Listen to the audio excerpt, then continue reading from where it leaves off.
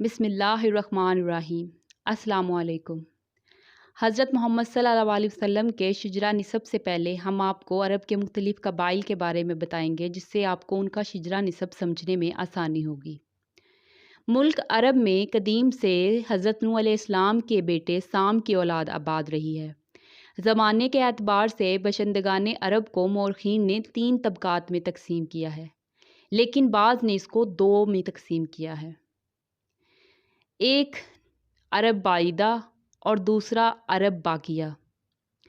عرب بعیدہ سے وہ قومیں مراد ہیں جو سب سے قدیم زمانے میں ملک عرب کے اندر آباد تھی اور وہ سب ہلاک ہو گئی ہیں۔ ان کی نسل اور کوئی نشان دنیا میں باقی نہیں رہا۔ اور نمبر 2 پہ آتی ہے عرب باقیہ۔ عرب باقیہ سے مراد وہ قومیں ہیں جو ملک عرب میں پائی جاتی ہیں۔ عرب باقیہ کو عرب مستربہ بھی کہا جاتا ہے۔ اس طبقے سے مراد بنو عدنان یا اولاد اسماعیل ہیں۔ یہ لوگ ملک عرب میں باہر سے آباد ہوئے، اس لیے ان کو عرب مستربہ کہا جاتا تھا۔ سیدنا ابراہیم علیہ السلام کی مادری زبان عجمی یا عبرانی زبان تھی۔ حضرت اسماعیل علیہ السلام اور ان کی والدہ ہاجرہ کو جب حضرت ابراہیم علیہ السلام مکہ معظمہ میں چھوڑ گئے تو انہوں نے قحطان کے قبیلے جرہم سے، جو مکہ معظمہ میں آباد ہو گئے تھے، عربی زبان سیکھی اور آئندہ یہی عربی زبان آل اسماعیل کی زبان ہوئی۔ حضرت اسماعیل علیہ السلام کی عمر 15 سال کی تھی کہ ان کی والدہ حضرت ہاجرہ علیہ السلام کا انتقال ہو گیا۔ والدہ کے وفات ہونے کے بعد حضرت اسماعیل علیہ السلام نے ارادہ کیا کہ مکہ سے ملک شام کی طرف کسی دوسرے مقام پر چلے جائیں۔ حضرت اسماعیل علیہ السلام نے جب جانے کا ارادہ کیا تو قبیلہ جرہم نے آپس میں مشورہ کر کے ان کا نکاح عمارہ بنت سعید بنت اسامہ بن عقیل سے خاندان عمالقہ میں کر دیا۔ چند روز کے بعد حضرت ابراہیم علیہ السلام تشریف لائے اور ان کے ارشاد کے مطابق انہوں نے حضرت اسماعیل علیہ السلام کو فرمایا کہ اس بی بی کو طلاق دے دو، تو حضرت اسماعیل علیہ السلام نے اس بی بی کو طلاق دے کر ان کے ارشاد کے مطابق قبیلہ جرہم میں سیدہ بنت مزاز بن عمرو سے نکاح کر لیا۔ ان واقعات کے بعد پھر ارشاد الہی کے موافق حضرت ابراہیم علیہ السلام اور حضرت اسماعیل علیہ السلام نے حضرت آدم علیہ السلام کے زمانے کی بنیادوں پر خانہ کعبہ کی تعمیر کا کام اسی طرح شروع کیا جیسے وہ شروع ہو چکا تھا۔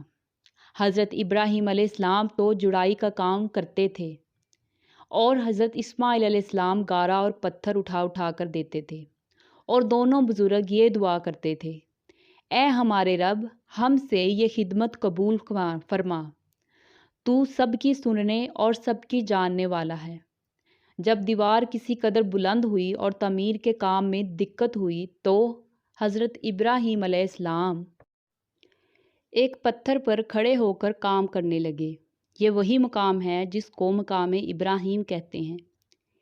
خانہ کعبہ جب تیاری کے قریب پہنچا تو حضرت ابراہیم علیہ السلام نے حضرت اسماعیل علیہ السلام سے کہا کہ کسی اچھے پتھر کا ٹکڑا لاؤ تاکہ مقام رکن پر رکھ دوں، جس سے لوگوں کو امتیاز باقی رہے۔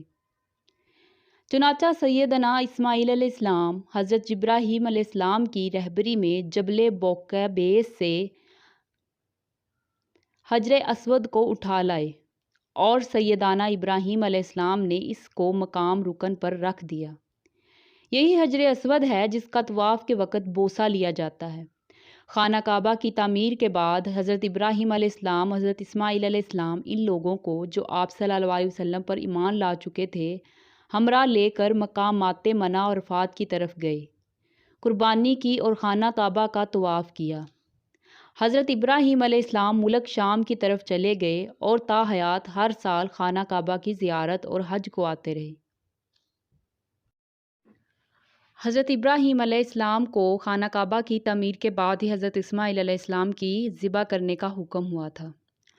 حضرت اسماعیل علیہ السلام نے آخر تک مکہ معظمہ میں سکونت رکھی۔ یہاں پر قبیلہ بنی جرہم اور قبیلہ عمالقہ مکہ معظمہ میں اور اطراف مکہ میں سکونت پذیر تھا، اور انہی قبیلوں میں سے کچھ لوگوں نے حضرت اسماعیل علیہ السلام پر ایمان لائے تھے اور کچھ لوگ بادستور اپنے کفر الحاد پر قائم رہے۔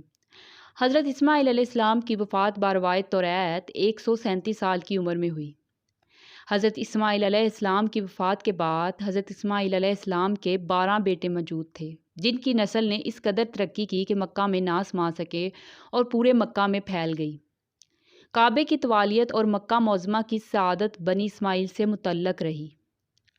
حضرت اسماعیل علیہ السلام کی نسل میں ان کے بیٹے کیدار کی اولاد میں ایک شخص عدنان ہوئے۔ عدنان کی اولاد بنی اسماعیل کے تمام مشہور قبائل پر مشتمل ہے۔ اسی لیے عرب بقیہ یعنی عرب مستعربہ بنی اسماعیل کو عدنان یا آل عدنان کہا جاتا ہے۔ عدنان کے بیٹے کا نام معاد اور پوتے کا نام نزار تھا۔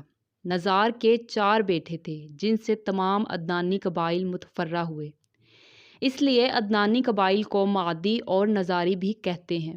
عدنانی قبائل میں 3 قبیلے بہت مشہور تھے، نمبر 1 پر عیاد، نمبر 2 پہ ربعی اور نمبر 3 پر مزر۔ ان میں بھی ربی اور مزر زیادہ نامور ہیں۔ شرف اور عزت میں یہ دونوں ایک دوسرے کے مد مقابل تھے۔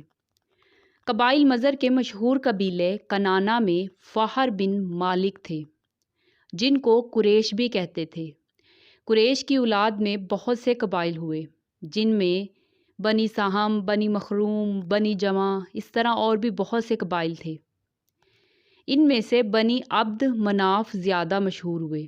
عبد مناف کے 4 بیٹے تھے، عبد شمس، نوفل، مطلب اور ہاشم۔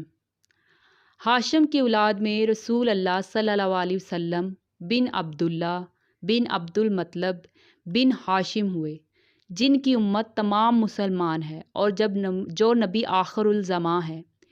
عدنانی قبائل جب مغلوب ہو کر مختلف جگہوں پر پھیل گئے تو مکہ اور اس کے نواح میں عدنانیوں میں سے صرف قبائل قریش رہ گئے تھے، لیکن ان کے آپس میں بھی کوئی اتفاق اور نظام نہ تھا، سب متفرق تھے۔